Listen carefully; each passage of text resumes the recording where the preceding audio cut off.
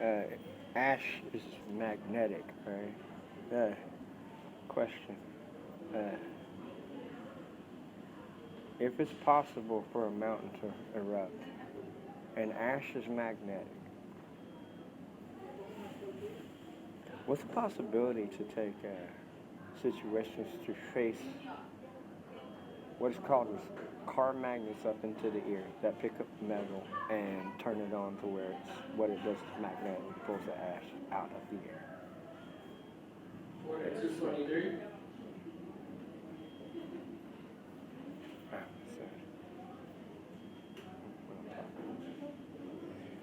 Ah, so, so it turns out that I had a friend that is basically from Indonesia.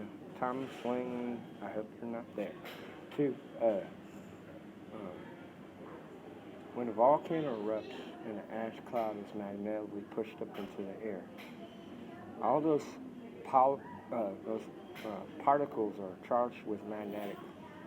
So when you see lightning that comes, you kind of wonder if that's all charged to magnetic electrons that are basically in the clouds, basically that are electronically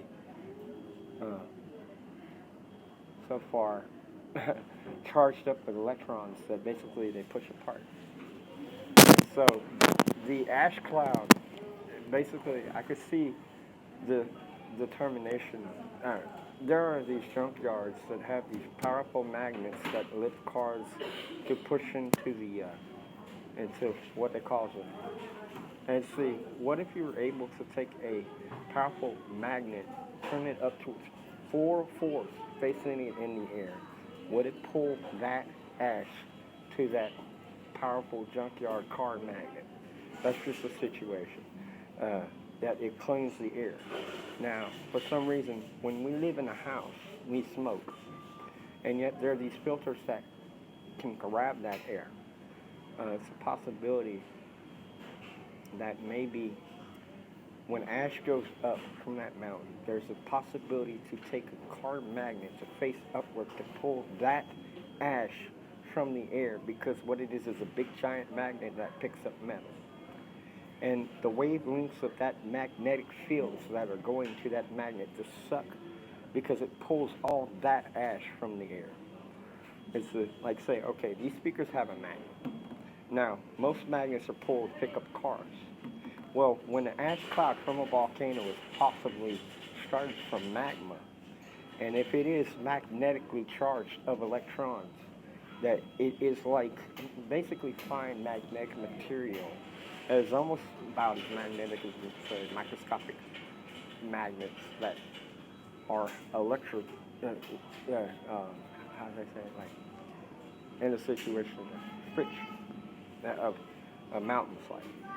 Now, my determination for Indonesia's volcano erupting, a lot of brush fires happen around mountains. When those brushes start to burn, it's a possibility that there are new roots. So sooner or later, when it rains on top of that mountain and there's no brush to keep the soil dense and compressed into it, what it does is it decides to slide. I track back on the fact when Mount St. Helens blew, I don't know, that could have been a terrorist attack. Because the fact is, George Bush Sr. was working in the White House that day. And kind of wonder if there's a bulldozer that's in the middle of that sucker. Like as if Saddam Hussein planned that mountain to go straight to see what it would do, to see if he can attack one of my cities.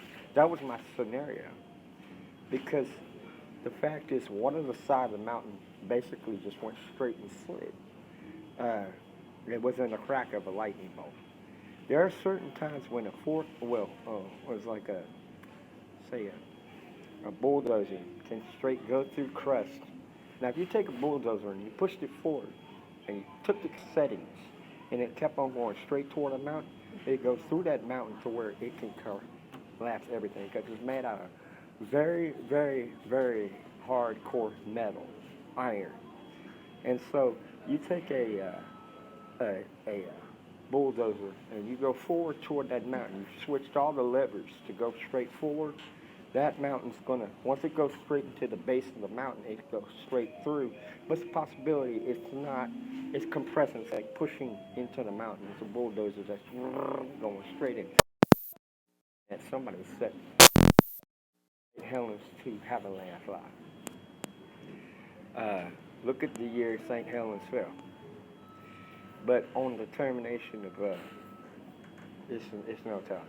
This is 5 minutes, 26 seconds counting. Thank you very much. I'm going to speak.